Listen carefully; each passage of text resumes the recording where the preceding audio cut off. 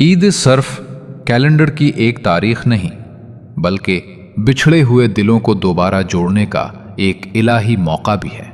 عید صرف نئے لباس پہننے میں نہیں بلکہ پرانی رنجشوں کو اتار پھینکنے میں پوشیدہ ہے۔ سچی خوشی وہ ہے جو کسی دوسرے کے چہرے پر مسکراہٹ لانے کے بعد آپ کے اپنے دل میں اترتی ہے۔ اگر آپ کی عید کسی مجبور کے آنسو نہیں پونچھ سکی تو سمجھ لیں آپ نے صرف تہوار منایا ہے، روح عید نہیں۔ عید کی حقیقی خوشبو مہنگے پرفیومز میں نہیں بلکہ اپنوں کے خلوص اور گلے ملنے کی گرمجوشی میں ہوتی ہے۔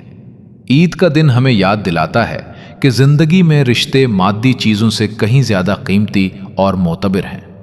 بہترین عید ان کی ہے جن کے دسترخوان پر اپنوں کے ساتھ ساتھ کسی ضرورت مند کا بھی حصہ ہو۔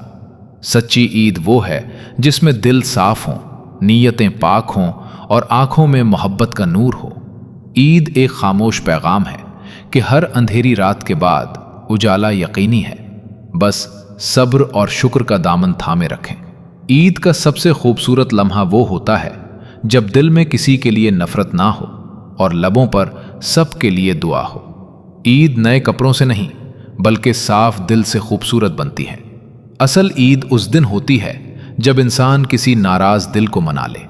عید ہمیں یاد دلاتی ہے کہ خوشی تب مکمل ہوتی ہے جب وہ دوسروں کے ساتھ بانٹی جائے۔ جس گھر میں معافی، محبت اور دعا ہو، وہاں ہر دن عید بن جاتا ہے۔